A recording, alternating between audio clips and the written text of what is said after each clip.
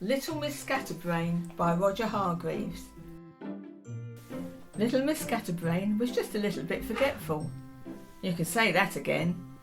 Little Miss Scatterbrain was just a little bit forgetful. She met Mr. Funny. "Hello, Miss Scatterbrain," he said. "Hello, Mr. Bump," she replied. She met Mr. Tickle. "Hello, Miss Scatterbrain," he said. "Hello, Mr. Strong," she replied. She met Mr. Happy. "Where are you off to?" he asked her. She thought and thought. "I bet you've forgotten, haven't you?" laughed Mr. Happy. Little Miss Scatterbrain looked at him. "Forgotten what?" she said. Miss Scatterbrain lived in the middle of a wood in Buttercup Cottage. Everyone knew it was called Buttercup Cottage, except the owner. She kept forgetting. "I know," she thought to herself. "To help me remember, I'll put up a sign." Look what the sign says. She isn't called Little Miss Scatterbrain for nothing, is she? One winter's morning, she got up and went downstairs to make breakfast.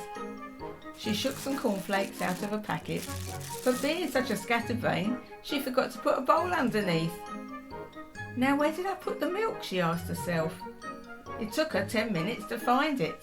In the oven! After breakfast, she set off to town, shopping.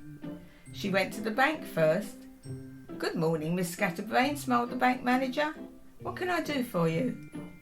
Little Miss Scatterbrain looked at him. "I'd like some money," suggested the bank manager. "Sausages," replied Miss Scatterbrain. "Sausages?" exclaimed the manager.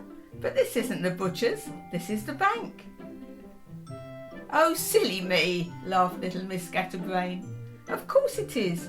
I was forgetting." She smiled. "I sometimes do, you know." "Really?" said the bank manager. "I'd like 2, please," she said. "Pounds?" asked the manager. "Pounds," agreed Little Miss Scatterbrain. The bank manager passed 2-pound coins over the counter. Little Miss Scatterbrain looked at them. "What are these?" she said. "£2, he replied. £2, she said. "They don't look much like 2 pounds of sausages to me." Eventually the bank manager managed to explain, and off went Little Miss Scatterbrain to the butcher. "Phew," remarked the bank manager. Little Miss Scatterbrain walked into the butcher's shop. "Good morning," said Percy Pork the butcher. "Good morning, Mr. Beef," she replied. "Pork," said the butcher. "No," she said. "Sausages." "But my name isn't Sausages," he said. "Of course it isn't," she replied. "That's what I'm here for." "Oh," said Percy, scratching his head. "What sort?" "What sort do you suggest?" she asked. "Beef?" he asked. "I thought you said your name was Pork," she said. Percy Pork sighed a deep sigh. "Call me Percy," he said.